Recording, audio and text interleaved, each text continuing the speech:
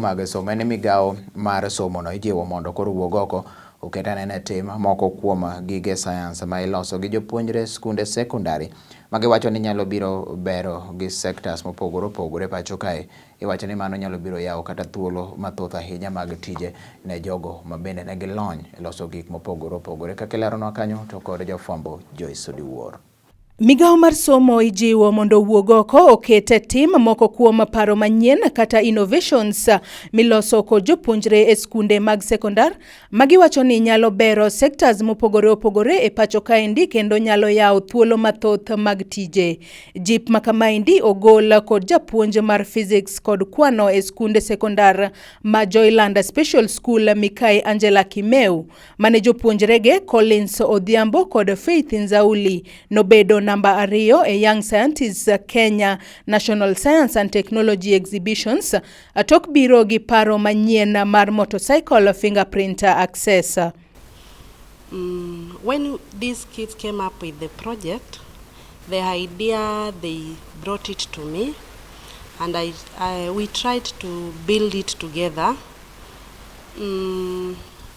We also tried to consult different people to help us in building the idea because it was so good, and I saw it is a good idea in that it will solve so many problems in the motorbikes, where you will find most of time people lose their motorbikes and they don't get them back when they are stolen. Achiel kuom jopuonjrego eko leronwa kaka itiyo kod paro manyien noero mar motorcycle fingerprint access magiwacho ni ne gibiro godo kaka yorno mar duoko piny kuom rapiko e pacho kaendi kod duoko piny masiche mag apaya. Gino mosir kod japuonjgi mabende owacho ni kokete tim paro makamano to nyalo ting'o malo sekta mar apiko e pacho ka. Nwatimo project mar motorcycle fingerprint access YSK wabedo number 2. Project manwatimo nen mar trying to improve the security mar apiko mantiere machiegni alwora marwa. Koro e project ni my system mar project koro project ni tiyo gi fingerprint to ignite the motorcycle. Yeah, like for ignition to take place a registered fingerprint has to be presented. And nwatime mar mondo mo ensure security mar apiko bedo malo in that koro apiko ni inyalo ti mana kod fingerprint yawe. Koro ka if fingerprint no be registered the system mar apiko ni then it cannot work. Maiso no kinyal riembe kinyal tiyo kode.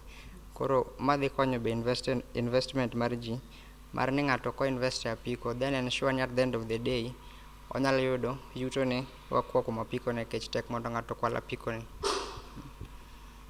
Special Secondary School. Si tulifanya hii project kuhusu motorbike fingerprint assessor. Tulikuja up na hii project ili tusaidie watu wa pikipiki ili zisikuwe zinapotea, alafu kama accident isifanyike kwa wingi juu ukisha weka fingerprint hapa saa haitapotea, mtu akiiba haitafanya kazi.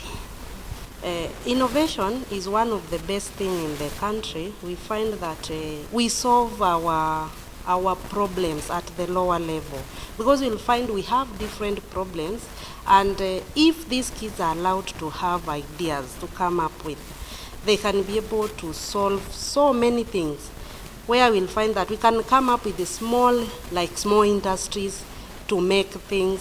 So this is one of an idea which is very good, and we are requesting if the ministry can come in and support us to implement this our project.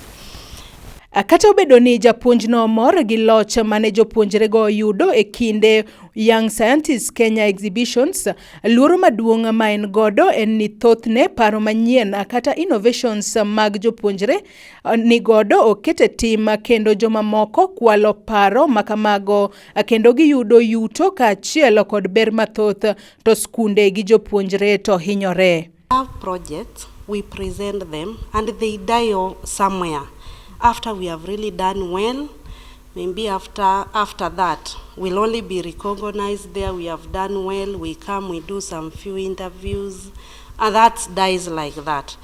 And maybe sometimes you'll find that some people come and get their ideas and they go with it, because it's like they will come and learn what you are doing and they go and use it somewhere, and you people, you are just left there, and it was somebody's idea. Like these unions have built their idea, but they will not benefit in whatever they have done. Kuom mano, Mikai Angela kaachiel kod japuonj maduong' mar Joyland Special School Mikai Patricia Ayeko Odhiambo kwayo migao mar somo kaachiel kod sirikal mamalo mondo temo kete tim paro manyien mag jopuonjre kaluwore ni skunde tiyo gi pesa mathoth e kinde ma jopuonjre biro gi paro makamago, kendo paro goeko kata innovations nyalo konyo e tieko achiedh nade maduong' kata mang'eny, kendo nyalo yawo thuolo mathoth mag tije e pachoka. We really request Ministry of Education and Government to come in and impress these ideas of the students and support them, because it will really encourage others to also come up with the new ideas. And when we look at it, it's also something which is entrepreneurship, and it can really help different peoples even to acquire jobs through that.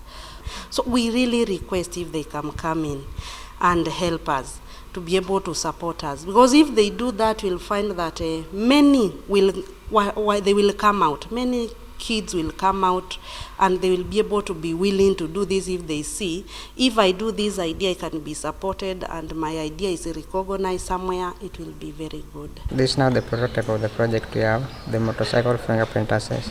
This the LCD, this the relay, and we have the brain of the system, which is the Arduino. When you power your bike, the system is on, and you can see biometric system on. It installized, then you need to present your finger for the ignition to take place.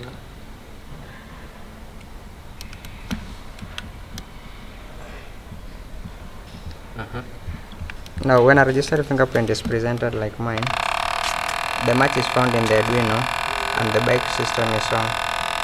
So the motorcycle is ignited and everything can now take place. But when unregistered fingerprint is presented, it doesn't start. Can we try the unregistered fingerprint? They can see this is not registered, so the bike doesn't start. Jopuonjre mag Joyland manoeri Collins Odhiambo kod Faith Nzauli manobedo namba 2 e Young Scientist Kenya National Exhibitions noyudo mich mar shillings 40,000 ng'ato ka ng'ato kaachiel kod simbe mag smartphones. Young Scientist Kenya National Exhibitions ma higanieri nobedo sponsored gi Blaze mar kambi tudruok mar Safaricom. Lolwe TV, nyinga Joyce Oduor.